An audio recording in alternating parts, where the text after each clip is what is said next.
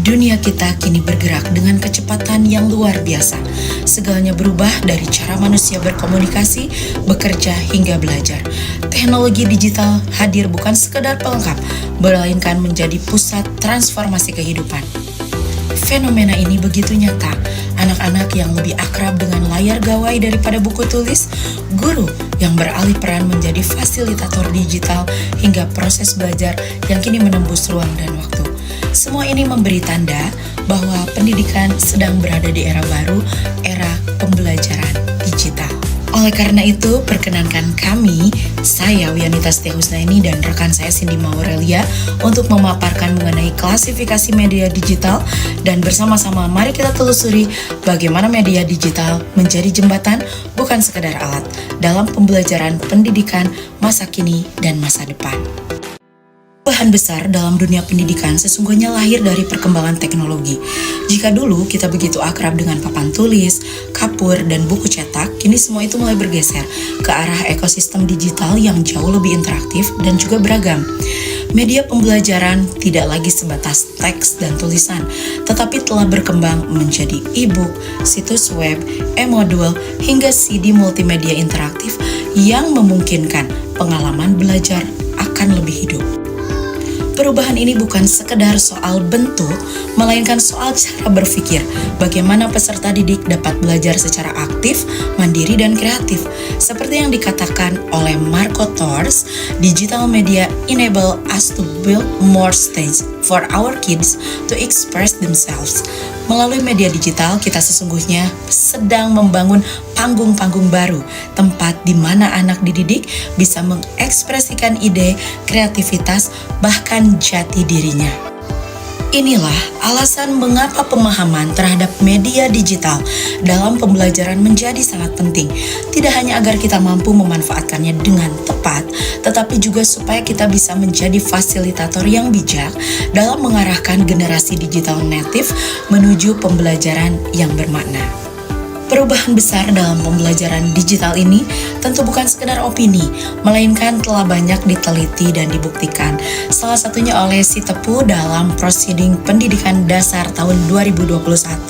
Sitepu menjelaskan bahwa media pembelajaran berbasis digital adalah penyalur pesan yang dirancang secara terencana agar tercipta lingkungan belajar yang kondusif, efisien, dan juga efektif. Artinya, media digital bukan sekadar alat tambahan, tetapi bagian penting dalam strategi pendidikan. Bentuknya beragam, mulai dari e-book, situs web, e-modul, hingga CD multimedia interaktif. Semua hadir untuk memperkaya pengalaman belajar. Manfaatnya pun nyata. Media digital membuat pembelajaran lebih jelas dan menarik, meningkatkan interaksi, serta mampu mengatasi keterbatasan ruang, waktu, bahkan indera. Dengan kata lain, digitalisasi menghadirkan peluang besar agar belajar bisa terjadi kapan saja dan di mana saja. Namun semua ini tidak akan berarti tanpa peran guru. Sitepu menegaskan bahwa guru profesional dituntut tidak hanya menjadi pengguna media, tetapi juga pengembang. Mereka yang mampu merancang, memilih, dan memodifikasi media digital agar sesuai dengan kebutuhan peserta didik. Selain Sitepu, penelitian yang lebih mutakhir dilakukan oleh Rahmawati dan tim pada tahun 2023 dalam jurnal Pengabdian Mandiri. Kajian ini menyoroti persoalan nyata di lapangan. Masih banyak sekali guru yang mengalami kesulitan, bahkan belum sepenuhnya memahami penggunaan media pembelajaran digital di sekolah. Untuk menjawab tantangan tersebut, dilakukanlah intervensi berupa pelatihan praktis. Guru-guru diberikan pengalaman langsung, memanfaatkan berbagai platform seperti Kahoot, Quizizz, media interaktif yang terbukti mampu meningkatkan literasi dan numerasi siswa dengan cara yang lebih menyenangkan. Dan hasilnya menunjukkan perubahan yang signifikan. Pelatihan tidak hanya menambah pengetahuan guru, tetapi juga membekali mereka dengan kemampuan merancang materi ajar yang lebih kreatif dan interaktif. Namun penelitian ini juga menegaskan satu hal penting.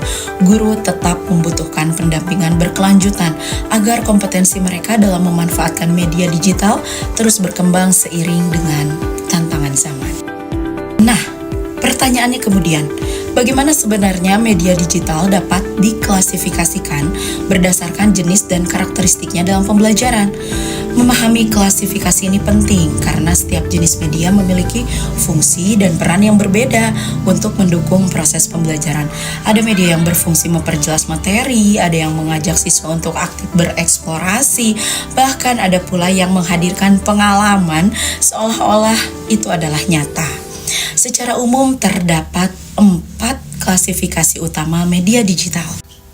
Pertama, multimedia. Media ini menggabungkan teks, gambar, suara, animasi, dan video dalam satu kesatuan.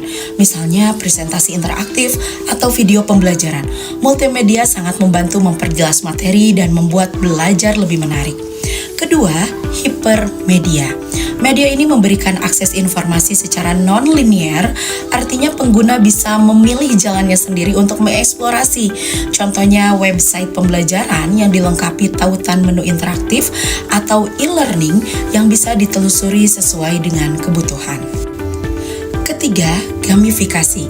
Inilah bentuk media yang mengadopsi elemen permainan untuk memotivasi siswa. Platform seperti Kahoot atau Quizizz membuat belajar terasa menyenangkan sekaligus menantang. Yang keempat, augmented reality atau AR dan virtual reality atau VR. AR menghadirkan tambahan objek digital ke dunia nyata, sedangkan VR membawa kita masuk ke dunia virtual sepenuhnya.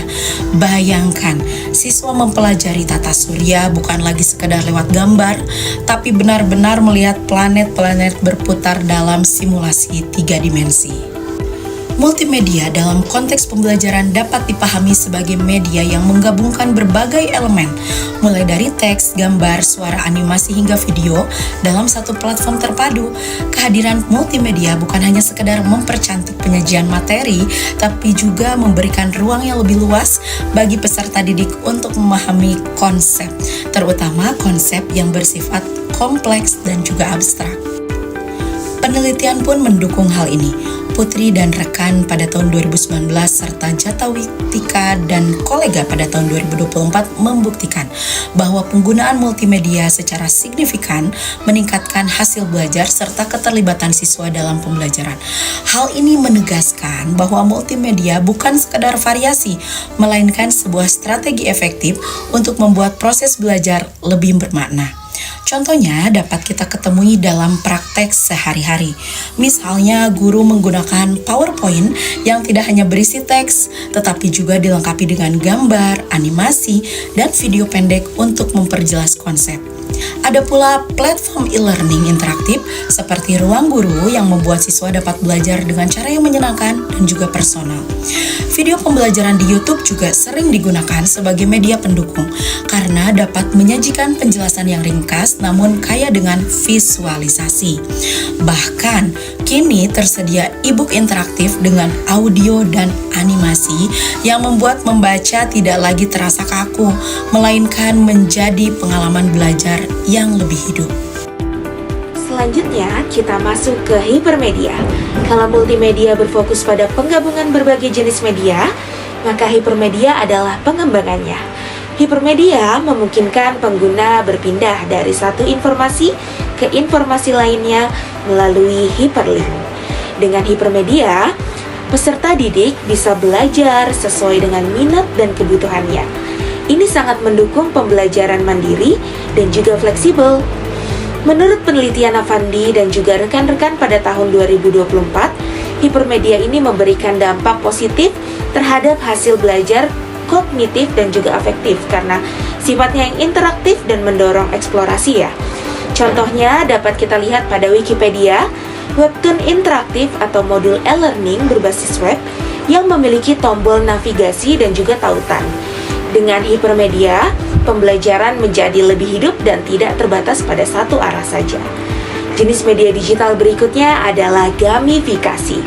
Gamifikasi adalah penerapan elemen-elemen permainan seperti poin, level, dan juga tantangan ke dalam konteks pembelajaran.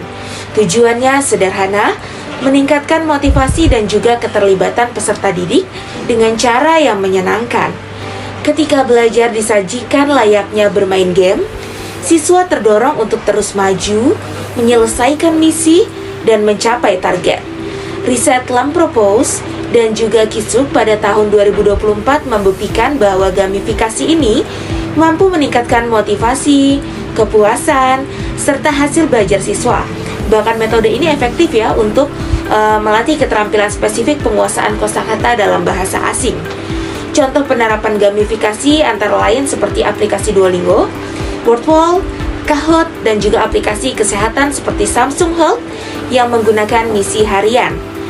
Selanjutnya, kita masuk ke dua teknologi yang kini sedang naik daun dalam dunia pendidikan.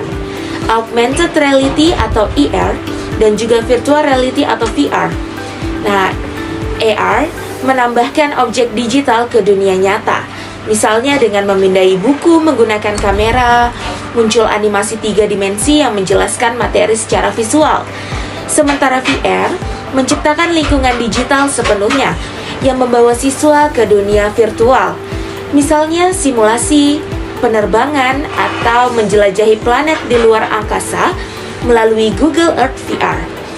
Kedua teknologi ini memberikan pengalaman belajar yang imersif, interaktif, dan juga sangat konkret.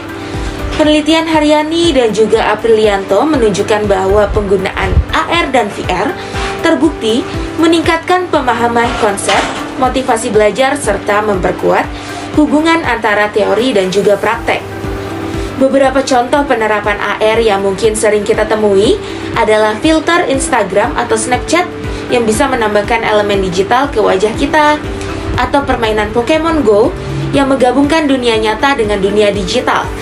Sedangkan untuk virtual reality, contohnya bisa berupa simulasi penerbangan menggunakan headset VR atau menjelajah permukaan bumi dengan Google Earth VR. Teknologi ini bukan hanya menyenangkan, tapi juga mengubah cara kita belajar dari sekedar melihat dan mendengar menjadi benar-benar mengalami. Dari keempat jenis media digital, multimedia, hipermedia, gamifikasi, dan juga AR atau VR, kita dapat melihat bahwa masing-masing memiliki keunggulan dan fungsi unik. Multimedia memperkaya penyajian materi, hipermedia mendorong eksplorasi mandiri, gamifikasi meningkatkan motivasi dan keterlibatan, sementara AR atau VR menghadirkan pengalaman belajar yang imersif dan nyata. Dengan memahami klasifikasi media digital ini, kita bisa merancang pembelajaran yang lebih inovatif, efektif, dan sesuai dengan karakteristik peserta didik di era digital.